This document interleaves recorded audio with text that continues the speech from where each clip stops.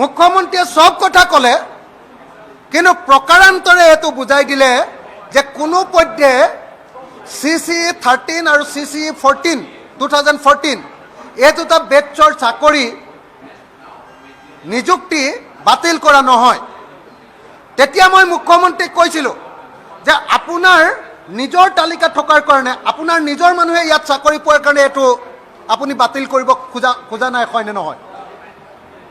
আৰু এইটো আচল সত্য এইটোৱে যে মুখ্যমন্ত্ৰী হিমন্ত বিশ্ব শৰ্মাৰ নিজৰ তালিকাত যিবিলাক মানুহ আছে তেওঁলোকৰ চাকৰি যাব কাৰণেই আচলতে বিপ্লৱ কুমাৰ শৰ্মাৰ যেটো প্ৰতিবেদন সেইটো তেওঁ কাৰ্যকৰী কৰিব খোজা নাই। আজি মুখ্যমন্ত্ৰীয়ে গুৱাহাটী হাইকোৰ্টক নিন্দা কৰিছে বিধানসভাত। গুৱাহাটী হাইকোৰ্টে কৰাপশ্যন কৰা বুলি কৈছে যে প্ৰিয়ংকা দাসৰ কেছটো কিয় ইমান বাৰম্বাৰ ইমান সোনকালে আনিছে, জাজৰ সততাৰ ওপৰত প্ৰশ্ন তুলিছে।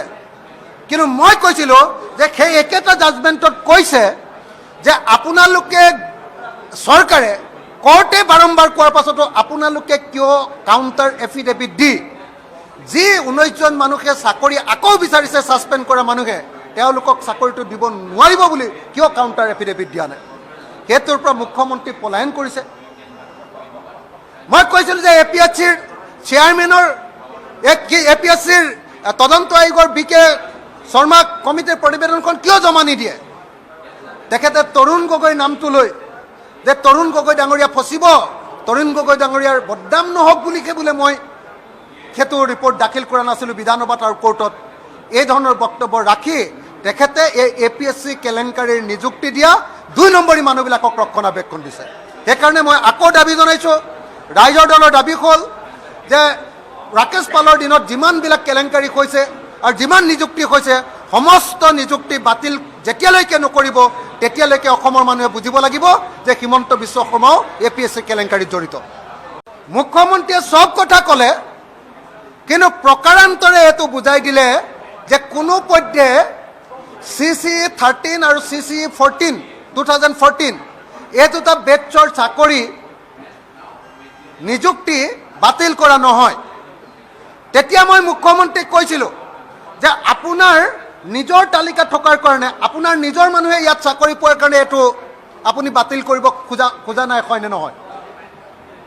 আৰু এইটো আচল সত্য এইটোৱে যে মুখ্যমন্ত্ৰী হিমন্ত বিশ্ব শৰ্মাৰ নিজৰ তালিকাত যিবিলাক মানুহ আছে তেওঁলোকৰ চাকৰি যাব কাৰণেই আচলতে বিপ্লৱ কুমাৰ শৰ্মাৰ যেটো প্ৰতিবেদন সেইটো তেওঁ কাৰ্যকৰী কৰিব খোজা নাই। আজি মুখ্যমন্ত্ৰীয়ে গুৱাহাটী হাইকোৰ্টক নিন্দা কৰিছে বিধানসভাত। গুৱাহাটী হাইকোৰ্টে কৰাপশ্যন কৰা বুলি কৈছে যে প্ৰিয়ংকা দাসৰ কেছটো কিয় ইমান বাৰম্বাৰ ইমান সোনকালে আনিছে, জাজৰ সততাৰ ওপৰত প্ৰশ্ন তুলিছে।